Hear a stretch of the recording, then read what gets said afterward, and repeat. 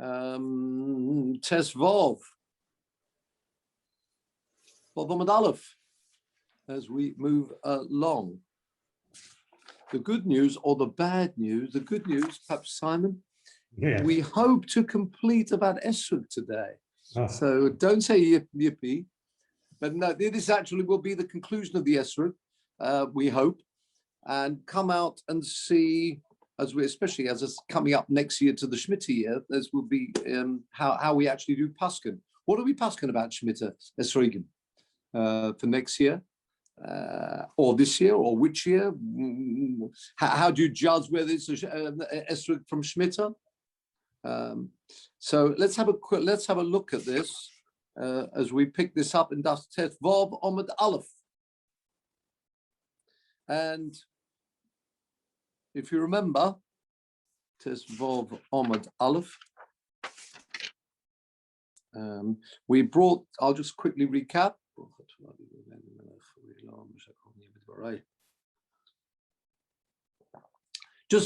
I'll just quick recap before we get to the Gemara. We're going to pick it up where it says Meisvei, about 12, 15 lines up, 12 lines where it says La'olam Shavias with a Meisvei. So hello, as people join.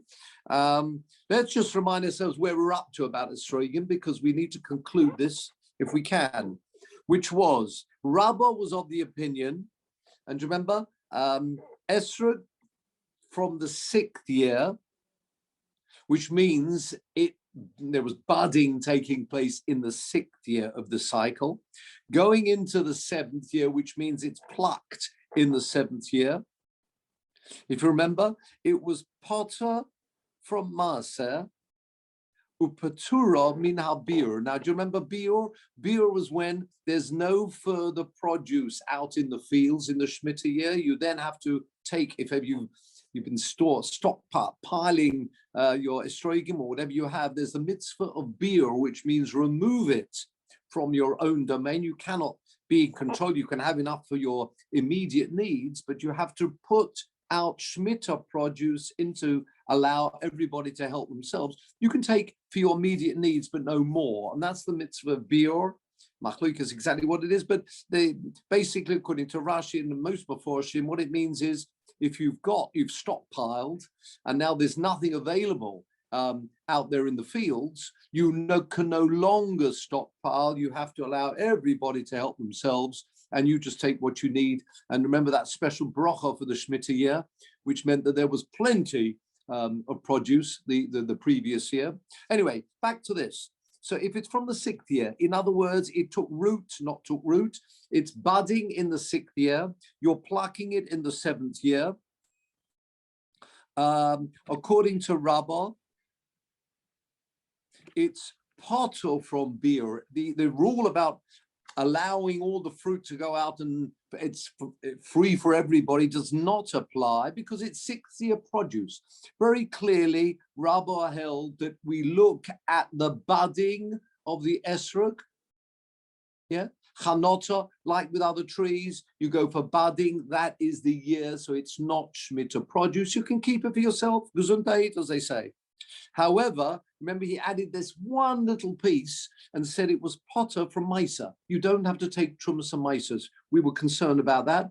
And if you remember, the point about Rabbah was, although it actually is 6th year produce, if it's still in the field on the 7th year when everybody's going to be coming in and their people aren't really differentiating between what is Shemitah produce and what it isn't. Therefore, normally what people would do, they would say, oh, it's all Hefker anyway, once you get into the 7th year, although strictly speaking, it is 6th year produce. Okay, we'll come back to that in a second. If it's going from the 7th to the 8th year, then it is really Shemitah produce because it's budding in the 7th year. If it's budding in the 7th year, it's 7th year produce. When it's no longer available in the field, of course, you'd have to make your own produce hefker too. Very clearly, he's following the principle of budding. Then we had the view of Rav Hamnuna, a very slight change, making it even clearer still, that yes, it's clearly the budding which is crucial. 6th, plucked in the 7th. it's sixth year produce, and therefore as it's sixth year produce, it's not hefker. Although people may come in and help themselves in the Shemitah year, this produce is really last year's produce. Remember, it lasts a long time. If it budded in the sixth year, it's sixth year produce, which means it's not Shemitah produce. And therefore, if it's going from the seventh year, budding in the seventh and plucked in the eighth, that is Shemitah produce. So very clearly, both these views, they're all holding that the importance is the budding of the esrog, right? Meisvei, beginning line is la'olam shvius. Says the Gemara, Meisvei. This is Rabbah and Rav Hamnuna, who are Amoraim. And if we find a brisa from Tanoim, a Mishnah, a brisa, which disagrees with them, they're in trouble. They're at the ropes, as they say. There's nothing they can do because that will really knock them out. So they are holding that esrog is like any other tree. You look at the budding, that's the crucial point. Okay, says the Gemara, Meisvei, and this is a brisa, Tosefta, earlier source, Tanoim. Rab Shimon ben Yehuda Omer, in the name of Rab Shimon, Rab Shimon, and that Rab Shimon is Rab Shimon ben Yochai, who we remember from Lag Ba'omer, Rab Shimon ben Yochai. Listen what he says. Esrog bas shishis shenichneses l'shvius, 6 going into 7. It's potter min hamaser and potter from biur. This is very interesting. What does that mean? She'ein lecha dover shechayev b'maaser, to be considered sixth year produce. Elohim ken godel b'chiyuv, it's got to grow. That means actually end up being a budding in the sixth year. The nilkat b'chiyuv, it's actually also got to be plucked in the same year. None of this point about spanning 2 years. We've always been looking at, if it spans 2 years, what do you look at? Do you look at budding? Do you look at plucking? So this view, when it comes to esrog, in the name of Rab Shimon ben Yochai, you need both things for it to be classified as that year's produce. So if it goes from 6 to 7, it's not Shemitah, and it's not sixth year produce. So it's potter from biur, you don't have to get rid of it because it's not seventh year produce. It's also, you don't have to take trumas hamaisos because it's not totally sixth year produce. And what about taking that one stage further? Next line, if it's shvius, got it, beginning of line shvius? About 9 lines up.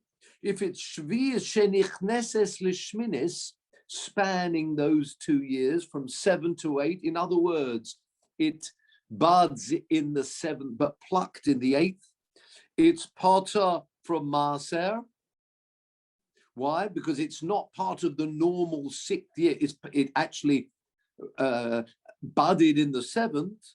And it's also potter from biur. What do you remember biur? When you have to, if it's totally shvius produce, when there is not sufficient out in the fields, you'd have to make yours all hefker. That does not apply. So let's just go through this again. I can continue the next word, which means you don't have to take out from your own storehouse, unless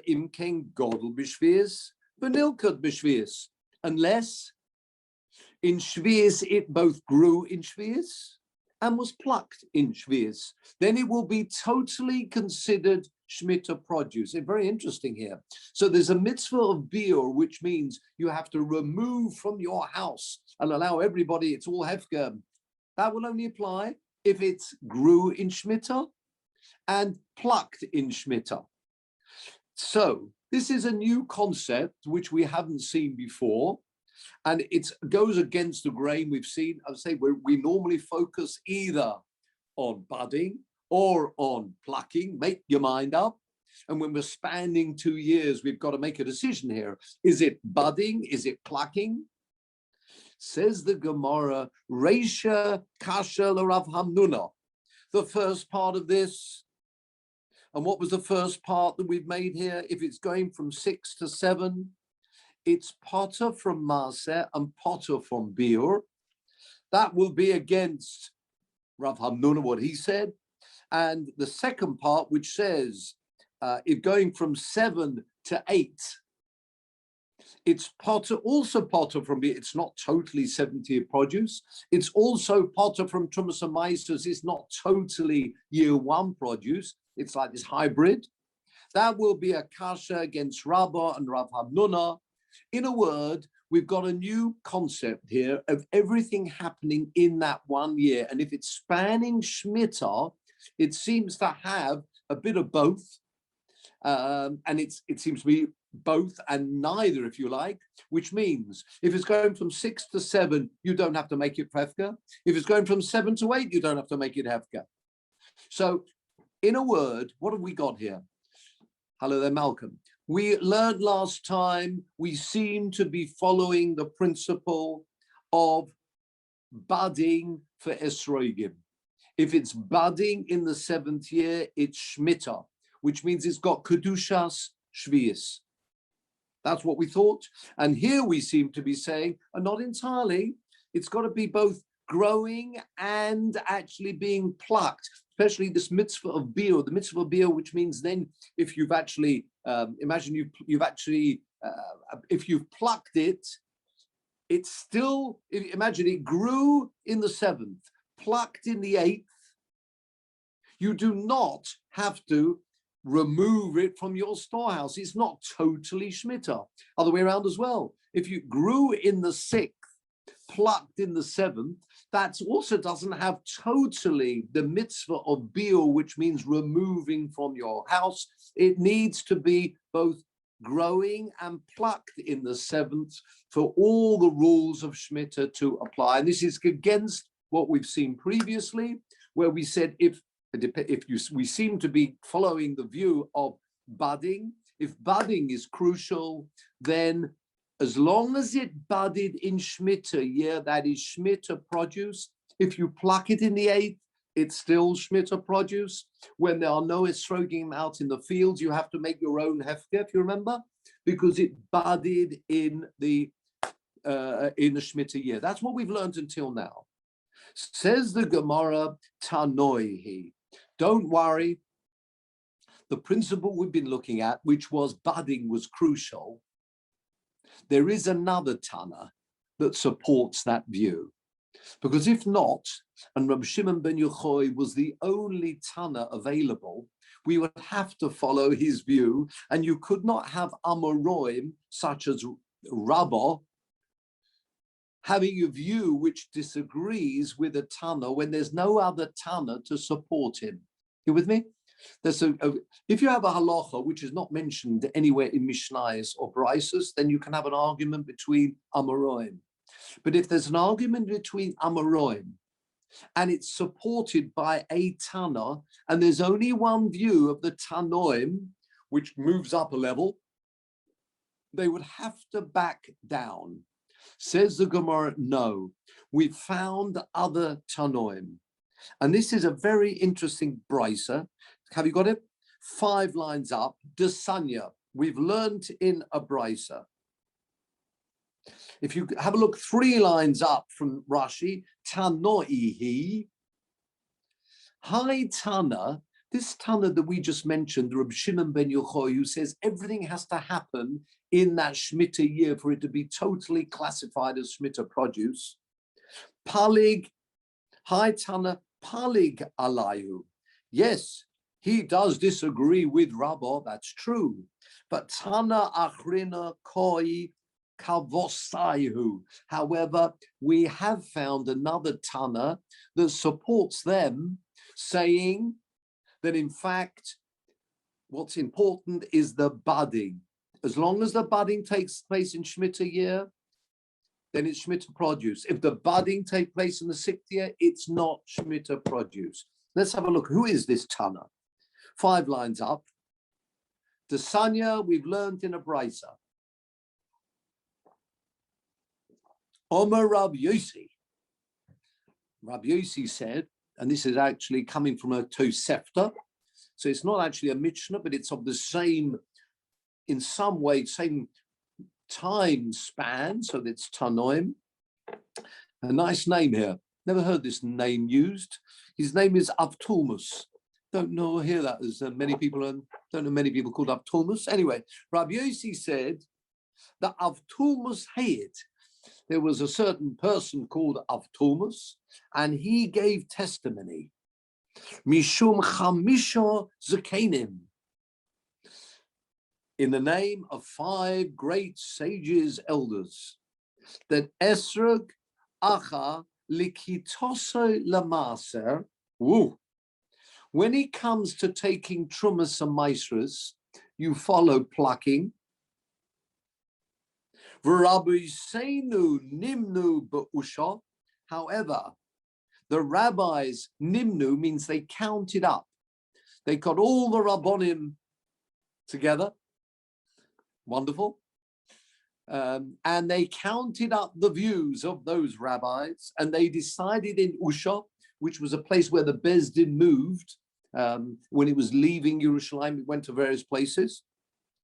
Va'omru, and they said, Acha, oh my, likitoso, you do follow plucking. Bein lamasa, whether you're talking about taking trumas and maasros. Remember the rule about trumas and maasros? If it's second year produce, you keep all the second year produce separate. You cannot take trumas and maasros from one year product onto another. Yeah, it's like the tax bill. The tax bill is you look at each financial year, income in that particular year. The very similar concept here. But it follows the lekita for masa, bein lishvius. And they counted up and they said the same for shvius. Now it's very interesting. If you say count, they counted up, it looks like they're 2 views. And therefore you've got to do a count to see which way we're going to follow. But in this story, this brisa, we haven't mentioned shvius. Says the Gemara, shvius man dokar shmei, wonderful lashon. Dokar is an Aramaic from Zochar. Who mentioned his name? Often find this in Shas. Shvius, nobody's in this story here with Avtulmus is talking about shvius, that they have to start doing counting. Do you understand? So have a look at 3 lines up, the end of the line of Rashi, Desanya, Hochi, Garosinan, Betusefta. This is what we learned in the Tosefta of Maseches Shvius, Omer Rab Yossi. And make sure we've got the correct text. Rashi is just helping us along. Now, obviously, there were issues about what the text should be. So 2 lines up, Omer Rab Yossi, Avtulmus Hayit, Mishum Chamisha Zakenim, the Esrog Acha Lekita Lamaaser. When you're talking about maaser, whether it's first year crop, second year crop, third year crop for Tumas and Maasros, then you follow when it's plucked. Yeah? Why when it's plucked? Good. When it's plucked, like other vegetables, you remember, because the esrogim are also, there's irrigation which takes place, and therefore it needs its water right to the end. So when it comes to trumas and maasros, it's the plucking which is important. But Rabbi Seinu Nimnu Ba'usha, bottom line of Rashi, V'gomru, and they came to the conclusion on this topic.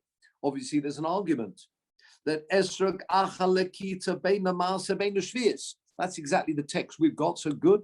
We are following the text of Rashi. So hold on. Says the next Rashi, Shvius man dokar shmei. Who has mentioned Shemitah here? Obviously, we're talking about Trumas and Maasros of Esrogim. And we started off saying,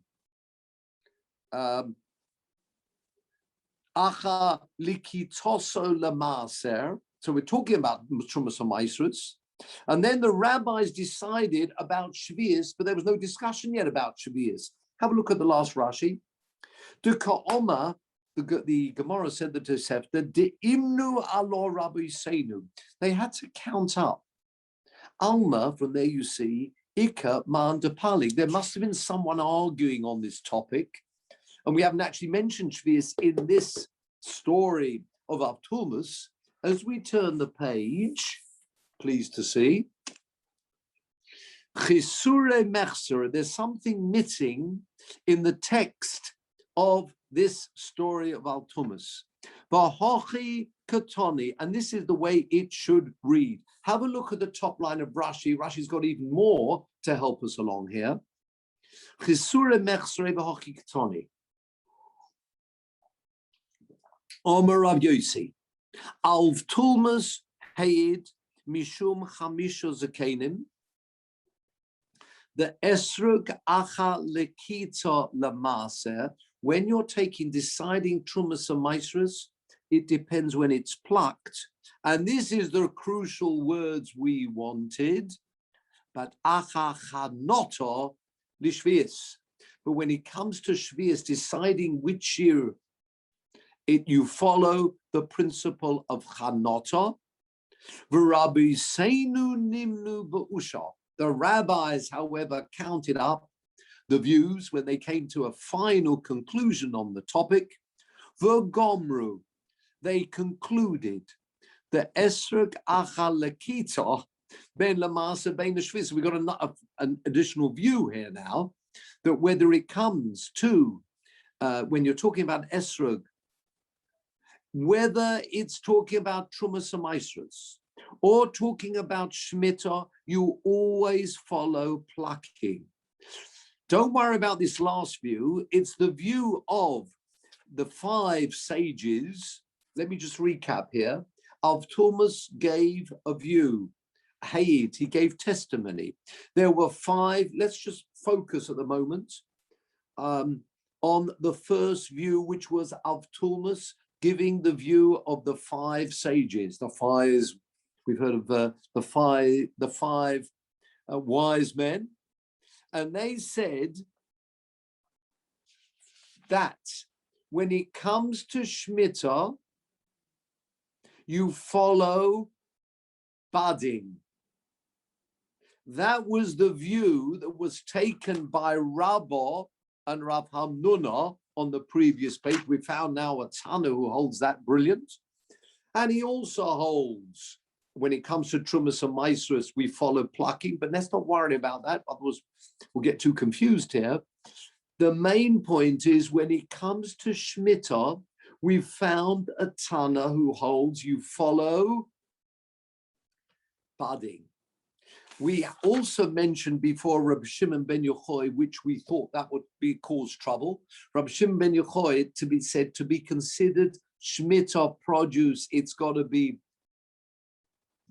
actually developed, bud, and picked in Shemitah year. That's Rabbi Shimon ben Yochai. We've got the 5 wise men. They say no, you follow budding. And that was the view that Rabbah took, that we saw last week. But they also mentioned this counting up of all the rabbis in Usha, and they decided Lakita.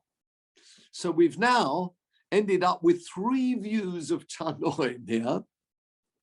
We've got Rabbi Shimon ben Yochai, who says everything has to happen in Shemitah year for it to be properly Shemitah produce. We've got the 5 sages of Tumas, who says you follow budding. You've got the counting up of all the sages in Usha subsequently, and they are following and say you follow Lekita, which means when it's plucked, it's always the plucking which is important for Shemitah as it is for Trumas and Maisras. But we found the Tana, which was the first view of these, which is the 5 sages, that says what's important is the budding. And that's the view we took before.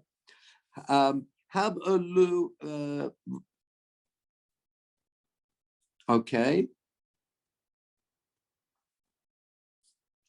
Says the Gemara, Itma, we've learned. Rabbi Yochanan V'Resh Lakish, Omru Travayu. Rabbi Yochanan and Resh Lakish are now wading in.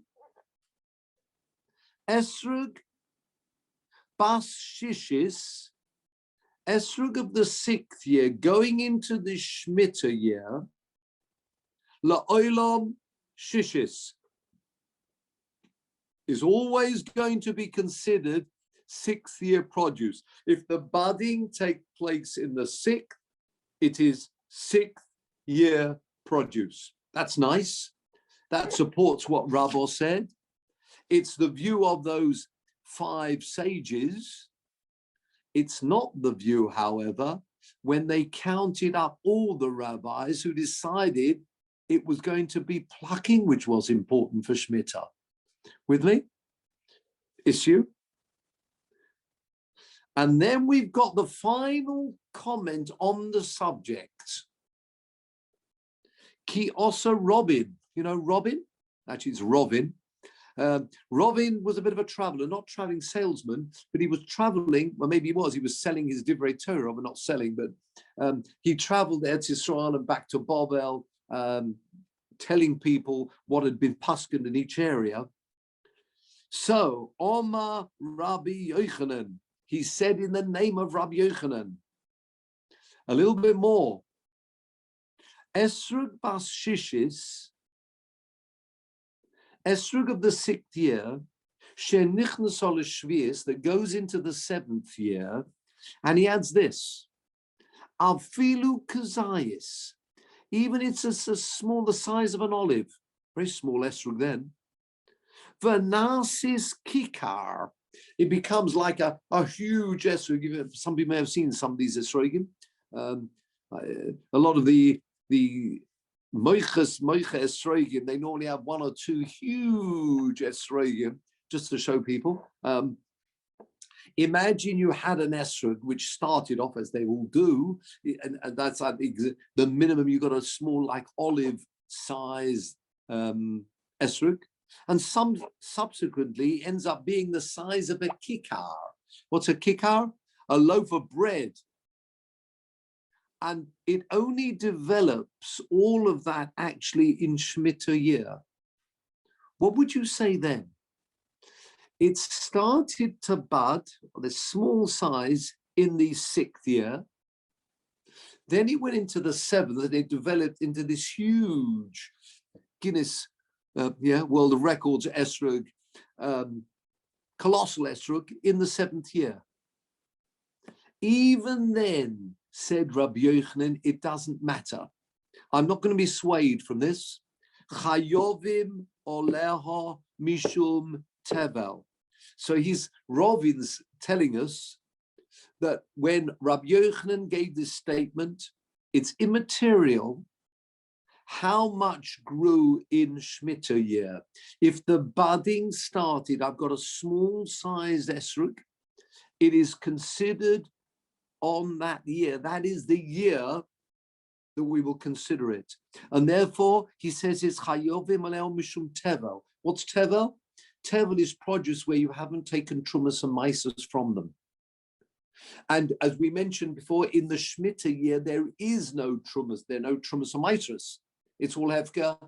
It's there's no trumas and maisas. By saying an olive-size esrog developing into a huge loaf of bread in Shemitah, nevertheless, it's still eventually going to be chayiv in trumas and maisras. That tells us that we follow that what is crucial? The budding is the most important part. Okay? We can just go to without going through all of that, go to the Rashi which says La'olam Shishis. Rashi goes round explaining, but I think we've picked up the main points of the explanation, how this fits in. La'olam Shishis. What does it mean? It's always going to be Shishis. Remember, this is the view of Rabbi Yochanan and Resh Lakish. It will be considered 6th year produce. Chayeves b'maaseh, It's therefore going to be chayav in trumas and maasros, upatura min habiur. If you've stockpiled this and there are no further esroging out in the fields, it doesn't matter, because what you've got is not Shemitah produce, so you can keep it, enjoy it, and not make it. That's, remember, the biur is when you're removing it from your own storehouse. Continues Rashi, afilu kazayis. Even if I started out with a small sized esrog, as they all would do, but that's all I had in the year prior to Shemitah. Says Rashi, afilu lo godla b'shishis ela ma'at. A small amount grew in Shemitah year. Then I get to the Shemitah year. V'ruba godla b'shvius. The majority, the vast majority, particularly if you compare an olive to a loaf of bread, obviously the growth are much more that happened in the Shemitah year. Doesn't matter. All that happened in Shemitah, ad shenasis kikar, until it became the size, this mammoth esrog. Chayeves mishum tevel. You will be obliged, and it would tevel, remember, tevel is produce you've got, which you have not taken trumas and maasros from, because it's sixth year produce. You've got to take your trumas and maasros. Tevel means grain or anything you've got, doesn't have to be grain, fruits as well, from which trumas and maasros have not been taken. Why? The bosa chanota ozlinon, because we follow budding, which is wonderful, because that supports what we said last week with Rav Hamnuna and Rabbah. It follows also the first view of the Avtumus, you remember? The 5 sages who said when it comes to Shemitah, we follow Chanota. Very important. So when it comes now to Shemitah, we seem to have clarified that what's important is the budding. Okay. One small point here. What about all those rabbis when they counted them up and said, no, they disagreed. It's the plucking which is important. What are we going to do with them? How can everybody disagree with them? Number one. Number two, look at the words of Rabbi Yochanan and Rish Lakish. 4 lines down. Itma. Rabbi Yochanan and Rish Lakish Omri Travayu, both of them. Nice, they both agree, no machlokas. Esrog bas shishis, next line. Shenichnaso lishvius la'olam shishis. What do you mean la'olam shishis? Just say shishis. I mean, what's this la'olam? Always, what, it's going to change in the middle or something? What's this la'olam? Interesting.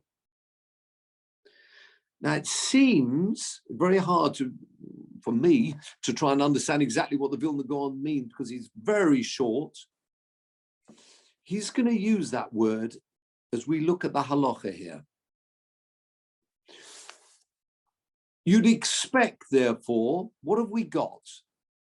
Other than the counting up of those sages who went for Lekita, we've got the 5 sages. We've got Rabbah and Rav Hamnuna from last week, they're Amoraim.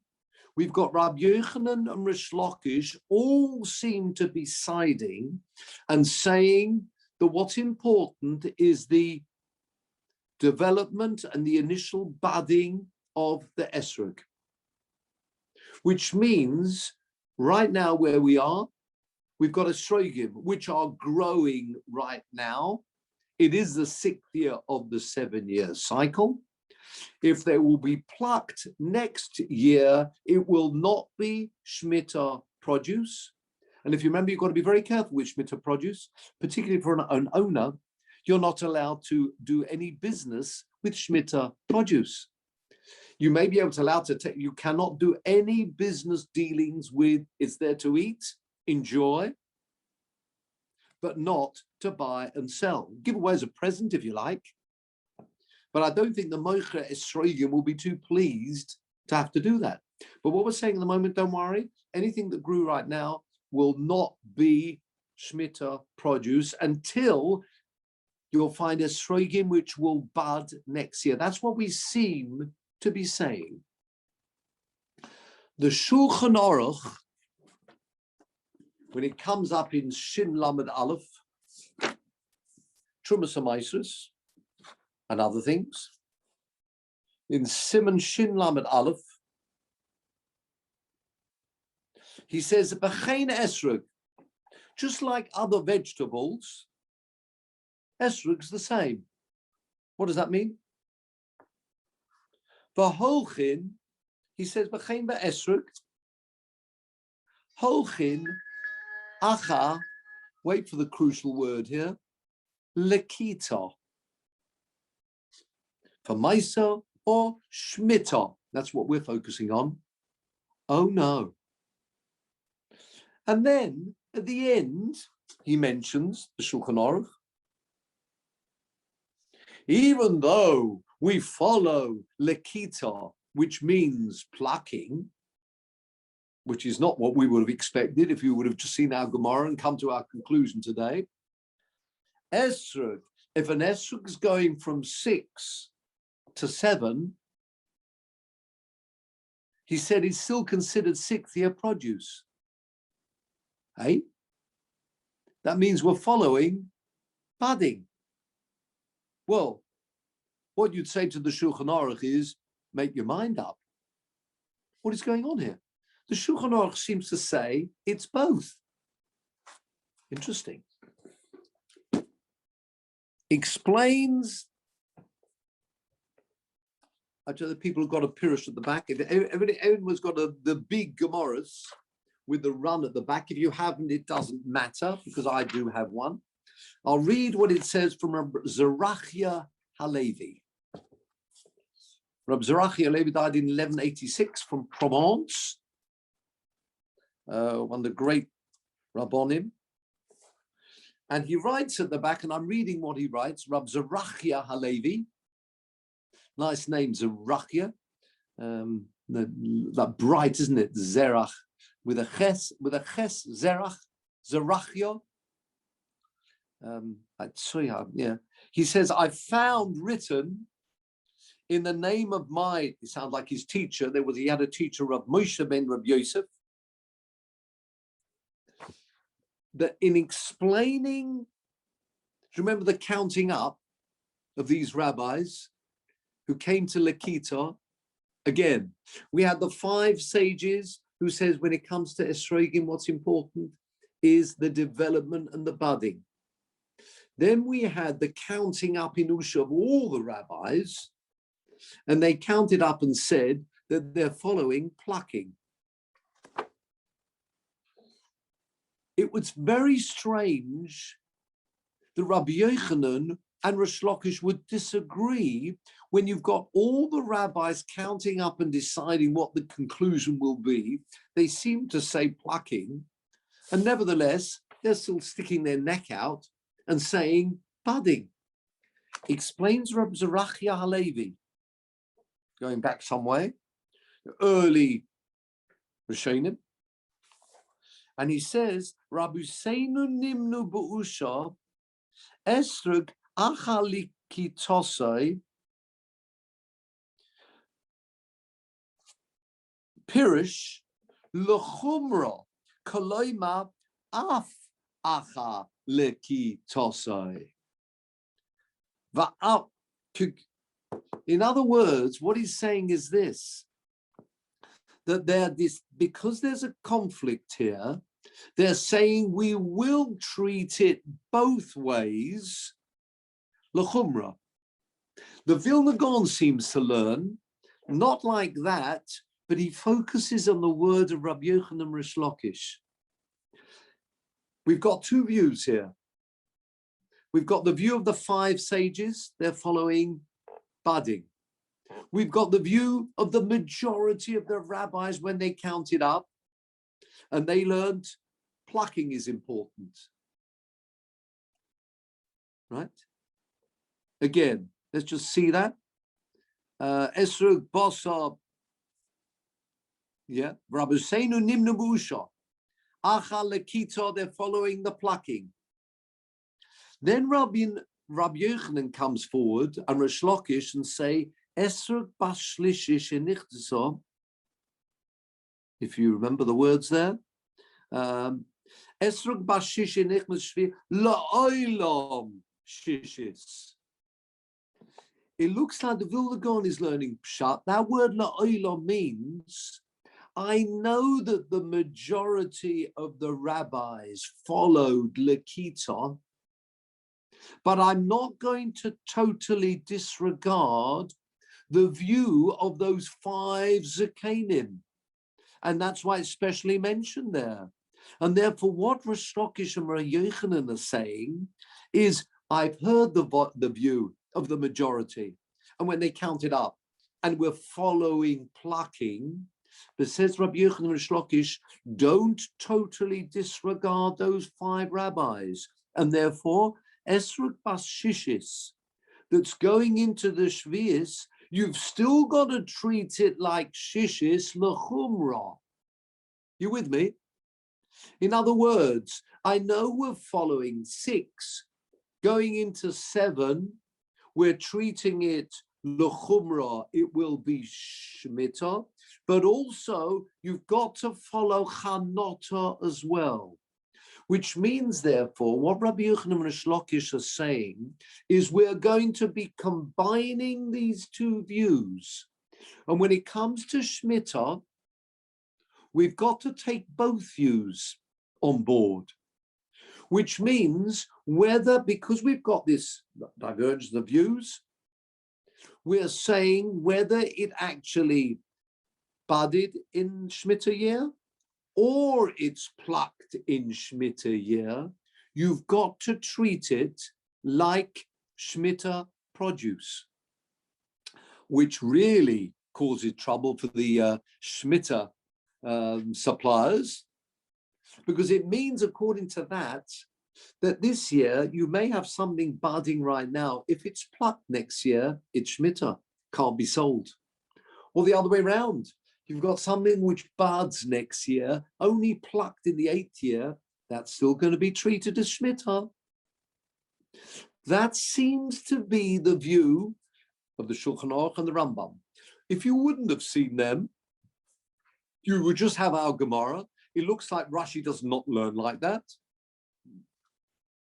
because Rashi just learns this word La'olam means I'm following budding. If we would have just learned the Gemara without me telling you about the Shulchan Aruch and the Rambam, you would have said it looks like we follow budding, because you've got Rabbi Yochanan, you've got Rish Lakish, you've got the 5. Yeah, we're following budding here. The only people who seem to be disagreeing is when they took this view and all the rabbis together. Even though the rabbis decided it's going to be plucking, Rabbi Yochanan and Rish Lakish stuck their neck out and said, nevertheless, we're going for budding. So it looks like for some reason we're following budding. Says the Shulchan Aruch and Rambam, no, that's not what this means at all. What Rabbi Yochanan and Rish Lakish were saying is you've got to be machmir both ways. You've got to take on board both views, which makes it, as I say, back to our Shemitah, either way round, whether it budded or it was plucked in Shemitah year, you'll have to treat it with Kedushas Shemitah. Now, the question is, how do we paskin on this subject? Well, let me tell you, gentlemen, the final word on the subject. If you look in the Sforim, I've got several in front of me here. I'm reading out the word, this from one of the Sforim, very important sefer, or you've got Reb Shlomo Zalman in front of me as well, what he says on the subject. Esrog migidule Eretz Yisrael bishnas hashmita yesh linhoig boy kedusha shvius. You should behave as if it's got kedusha shvius, which means, let's start with the sale. The people on the sale, the people who actually own the land. Bein shehoiso chanitoso b'shvius ulekitoso b'shmis, whether it's actually budded in Shemitah year, plucked in the 8th year. Remember, if it's a tree, that's crucial. Remember, budding is crucial for trees. Plucking is crucial for vegetables. Esrog is this in between. We don't really know, and the halacha, amazing. So you'd have to treat it like a tree, and therefore budding is important. It's got Shemitah. Bein shahoisa chanitoso b'shishis ulikitoso b'shvius, or it buds in the 6th, plucked in the 7th, like a vegetable. Wow. Obviously, if we're going to pick up the view of Rabbi Shimon ben Yochai, remember, or if you've got both, it's both budded and plucked in Shemitah year. That's exactly the view of Rabbi Shimon ben Yochai. Obviously, it will be considered Shemitah produce. So, what it means, Norman, therefore... are you saying we learned this all from the word la'olam? Are you saying this double chumrah, not that double seems to be the way, or... Just from the lashon of la'olam. In other words, whichever way you... it's an unusual... You've still got to treat it as. Or, if you prefer, you can learn like Rabbi Zerachia, who puts that actually into the view of the rabbis who counted up. You with me? In other words, where we've got these rabbis who counted up and says we're also following Lakita, it means also following Lakita. You with me? No. Yeah. Yes, I'm just saying, so this halach is learned from the extra word la'olam, is that what you're saying? According to the bill, so it seems according to the Gaon, but if you don't have to use that, if you don't like that, because I remember I mentioned Reb Zerachia Halevi, who says that's what it means. You remember, you got the 5 sages who say you follow budding, and then they took this count and they followed plucking. What that means, it's when the rabbis came to their conclusion was, don't forget plucking too. You've also got to allow for plucking. You with me? I suppose my point is, it's an unusual way to learn it. Could have just said simply, bein b'lekita, bein b'chanot, or whatever you wanted to say. You know, you could. You're absolutely right. And there are many Rishonim who will paskin budding, and that's it. The trouble with that is, what are you going to do with this counting up of the rabbis who said you follow Lakita? It's very strange to do that. That's why we've got this view, as I say, from Zerachi Alevi and others Rishonim, who say that's really what they're coming to tell us. These rabbis, when they counted up, they said, don't forget also plucking. It's a hybrid. It's got both sides to it. The esrog is something very special. It's considered a tree in some ways. It is, after all, a fruit tree, weights. But at the same time, because it gets its nourishment, we spoke about that before, it's irrigated right to the end. Therefore, you've got to treat it also like a vegetable, which means plucking is important for Shemitah too. Yeah. Malcolm had a question there. Yeah, I've got two questions actually. Yeah, go on. Well, the one, I suppose, I sort of understand what you're saying, but I was wondering if it's got anything to do with stringency. I understand the idea that you don't know what it is, so you're covering both possibilities. But is it also that is it also a recognition that there's actually a doubt of what it is? So it's not necessarily that it's both, but it might be one or it might be the other. Yeah, could and be. Therefore, you have to cover. Absolutely. It could be. Yeah, you're right. As you can say, there can be 2 ways to learn this. Either you say it's actually got both facets to it, the esrog, or we don't quite know which way to paskin. Normally, you would say the second of those. You'd normally say we've got 2 different views here. If we're going to paskin both, we don't know. But you can see, if you're learning, like, as we mentioned, this Reb Zerachia Halevi and other Rishonim, that's really what these Chachomim are saying. When they took this count and they said it's also plucking, they meant that point, that is, in addition, it's a unique fruit which actually has both aspects to it. So your point is very valid. Can I ask another question? Back to your point, on your point, you gave two options. It could be both of those options. It could depend how you learn. There could be some people who are learning it's both, and other people will be learning we don't quite know, so we're machma both ways. I will say this: the Kesef Mishnah, Rabbi Yosef Karo, learning pshat in the Rambam, he learns pshat in the Rambam that the Rambam also is doubtful who to paskin like, and therefore paskins both. But yeah, so it's there are ways you can learn. Yeah. One more question. If it was in the if it was a fruit of the 6th year and it was plucked in the 8th year. Oh, so does it? That's very good. Absolutely. Obviously remembering from the previous year. No, you're absolutely right. Now, of course, if you're talking about apples and pears, that couldn't happen. But you're quite right, because we mentioned, remember, I think we had mentioned last week, we spoke about, remember, it's called pre-eitz hodor. Hodor, which means lives, from dira, to live. And the Gemara explains that esrog is the fruit which can last for a few years on the tree. So you're absolutely right, Malcolm. What you could do to bypass all of this, you could have it actually developing or budding. All you need is a budding. Keep it on the tree till after the Shemitah year. But does it become Misa from the 6th or from the 8th?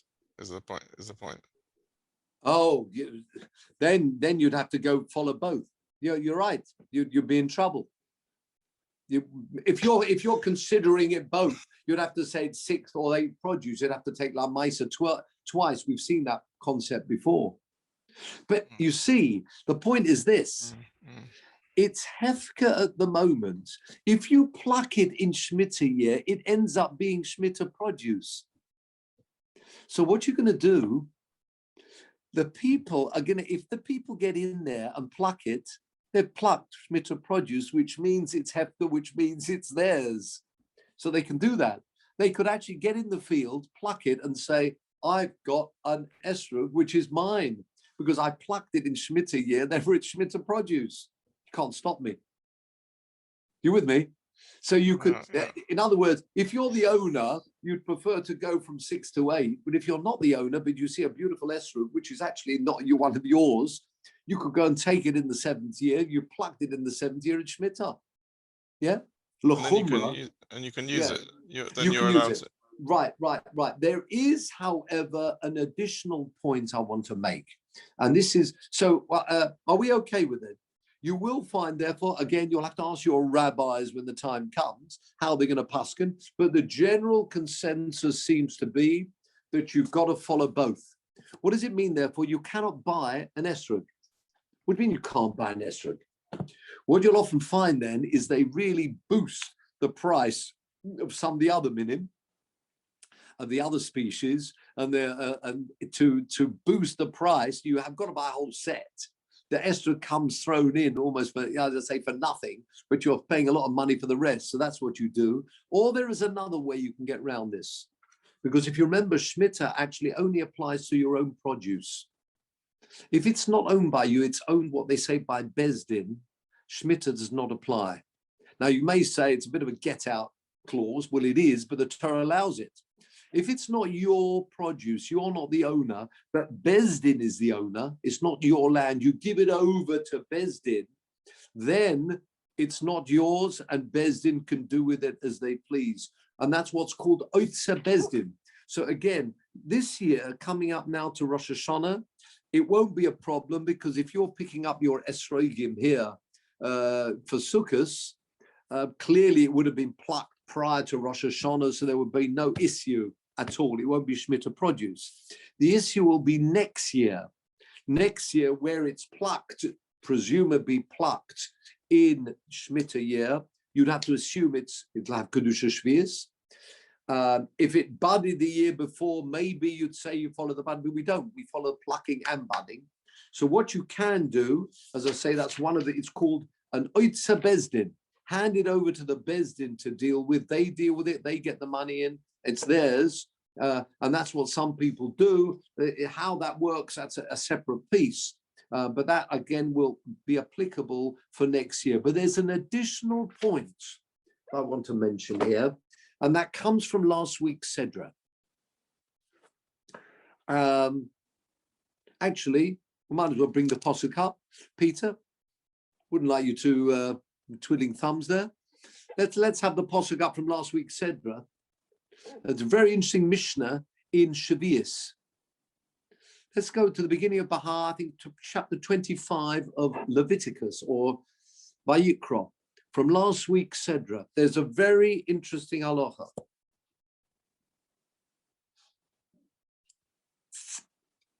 Have you got, Peter? Thank you. Let's go to Vayikra chapter 25.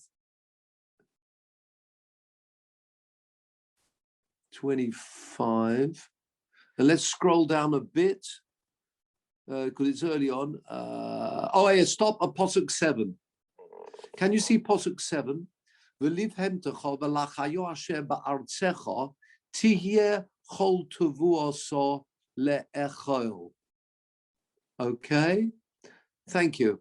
Now, you don't need the word. What is asher ba'artzecha? Basically, this posuk is telling me with Shemitah produce, it's not just for you. It doesn't mean to say it's forbidden. You can eat it, enjoy it, as I say, gesundheit, but also the animals can enjoy it. Which means you give it to your own domesticated animals. We spoke about this, your cattle, your beasts in the land. What's it say, asher ba'artzecha? What's it mean that are in your land? Those words, asher ba'artzecha tiyeh chol tevuoso le'echol, the Mishnah learns that you link that word ba'artzecha. I know there's an esnachto underneath, which is a bit of a pause, but that there are no actual, as we know, no vowels and no naginas actually in the Torah. So you could let it run on and say, asher ba'artzecha tiyeh chol tevuoso le'echol. The Mishnah learns Shvi's produce is only allowed to be enjoyed in Eretz Yisrael. Oh my. Do you see? Put the word ba'atzecha tiyeh chol tevuoso le'echol, and you can look at the English, and your cattle and the beasts, comma, in your land may eat all its yield. You're only allowed to enjoy eating Shvi's produce in Eretz Yisrael. So let's go back to seeing faces.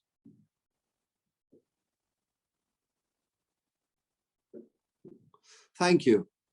The Mishnah learns in Shvius from that posuk that it's forbidden to take Shemitah produce out of Eretz Yisrael.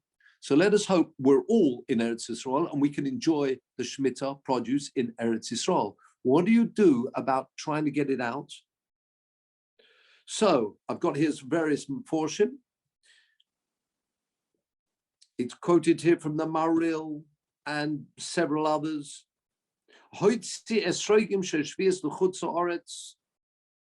It's also, we paskin like that Mishnah. Wow.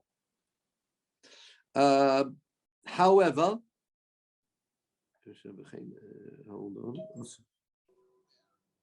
If it was taken out of Eretz Yisrael, it doesn't mean to say it's forbidden. Very interesting. They're learning from this posuk that it would be forbidden to take it out, but once it's out, it can be enjoyed in Chutz La'aretz. That's fascinating. They're not osa once they've come out. I'll just tell you,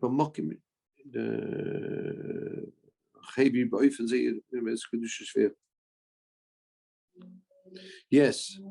And Reb Shlomo Zalman, I've got the quote from Reb Shlomo Zalman here, Halichas Shlomo. He said, do not send in Shemitah year, not talking about another year, though this year is not a problem, but Shemitah year, says Reb Shlomo Zalman Auerbach, do not, because on that Mishnah and that parcel, do not send Esrogim out in the year Shemitah. He says, unless you're scared that in Chutz La'aretz you actually won't find any kosher esrogim. But in other instances, you really should not be sending out esrogim to Chutz La'aretz. Wow.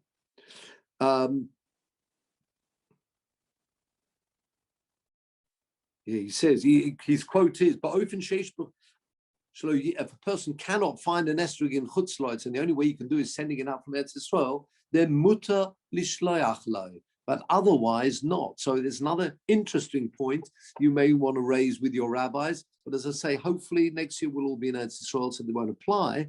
But if you're coming here to for whatever reason, bear that in mind. You may need to take yourself a Moroccan esrog, which then there's some very nice Moroccan esrogim around, and some of the other types. So again, that's a very interesting point that we're bringing together to the party here. So the bottom line is, in concluding esrogim, that watch out either way, whether it's budding or whether it's actually harvested, cut in Shemitah year, it may have Kedusha Shvius. That seems to be the way that we're paskening.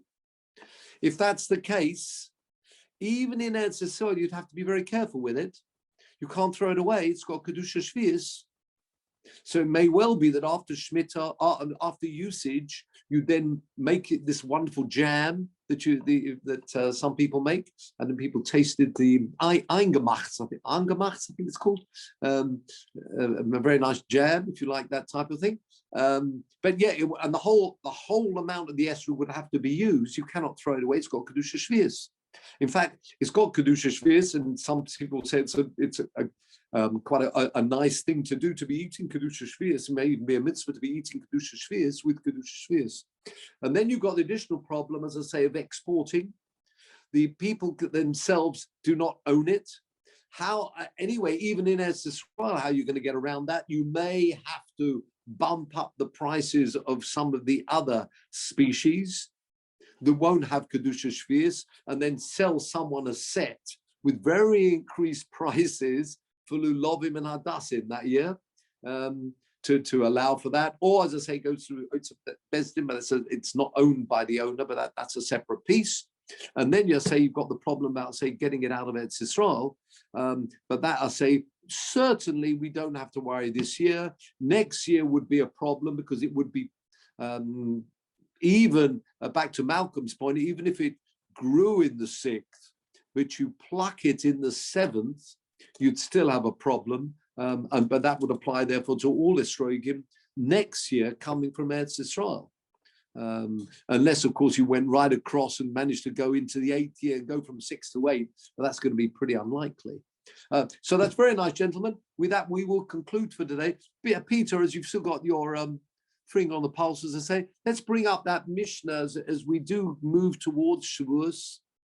And we do have that one Shabbos just a day or 2 days before. Let's go to, please, Sifri, go over to the, yeah, that's right, please, and bring up Mishnah,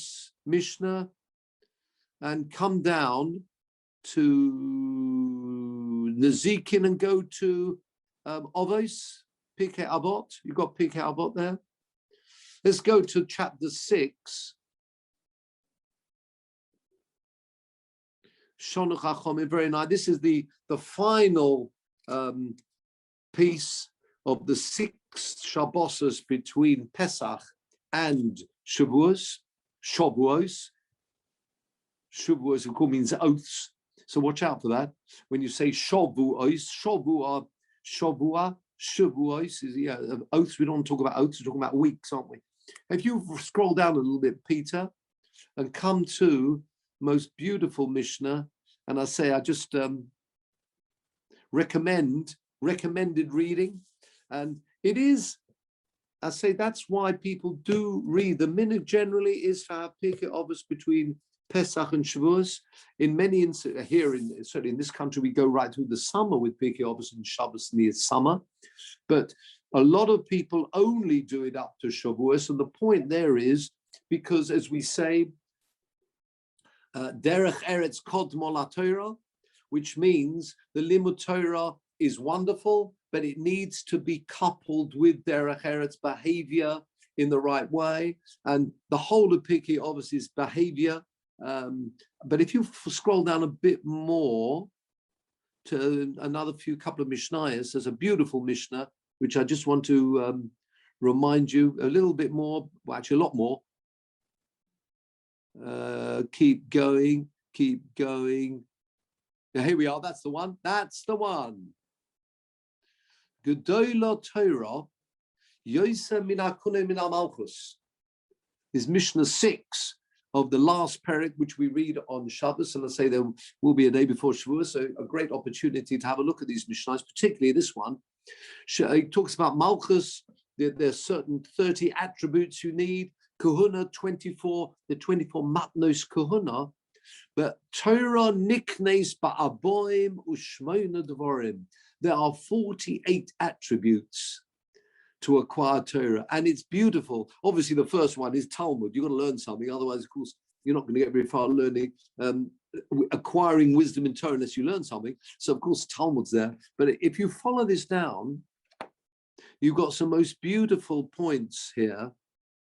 Just keep coming down. If you scroll a little bit, yeah, look at